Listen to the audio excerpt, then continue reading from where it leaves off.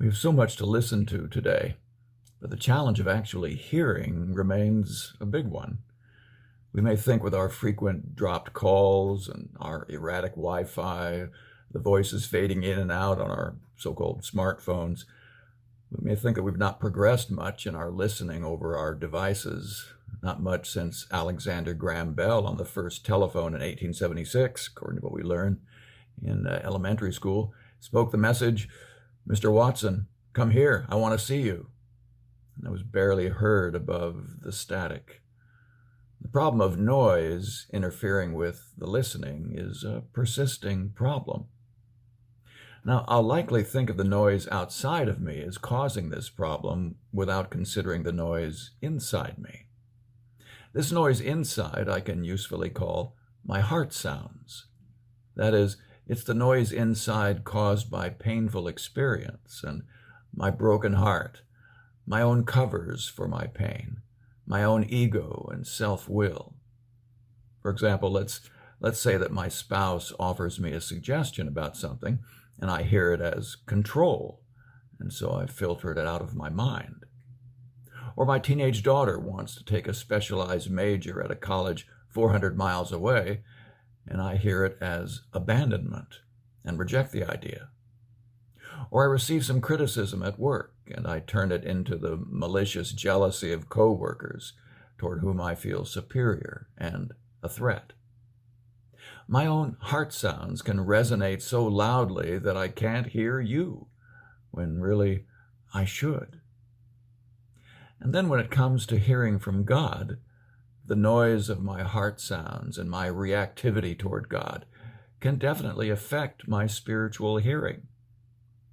Many people today show great interest in hearing from God as our existence itself seems threatened daily by virus emergencies, by political antagonism and violence, and acts of espionage and terror. Not to mention our general distrust of media messaging that surrounds us.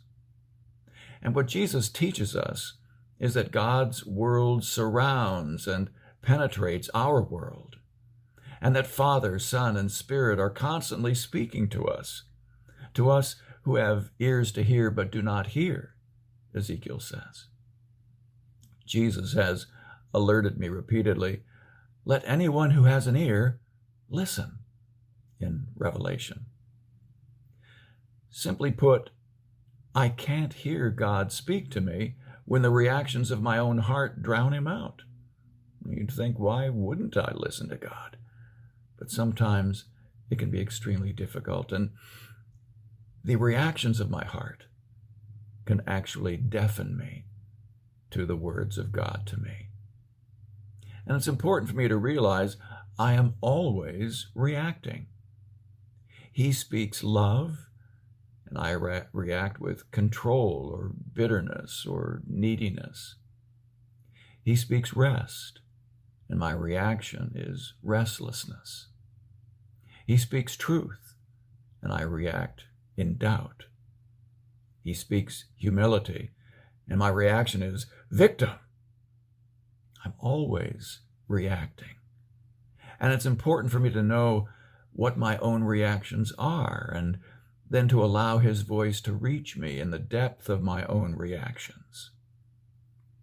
Jesus, in defining himself as the Good Shepherd, said that his voice is known to his sheep, and they will listen to my voice, he said, John 10. He went so far as to say that some surprising people will listen to him and will follow him. And maybe I'm one of those surprises. Maybe through all the noise that comes from my heart will come the sounds of confession, too, as I have the eyes of my heart enlightened, as Paul puts it in Ephesians 1. And in coming to see the truth and tell the truth about myself, I'm able to hear the truth from the one who is my shepherd, the guide of my life. And when he asks me to follow, I do. I'm always reacting. But what happens when my reaction is now to confess and to surrender and to follow? Maybe now I'm able to hear him. Consider a young woman, married and the mother of a little daughter, and in her own life she was terribly betrayed when she was just a young girl.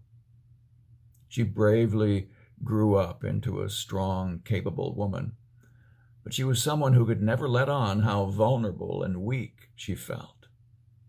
In fact, toward her husband, she took a superior position and was chronically dissatisfied with him.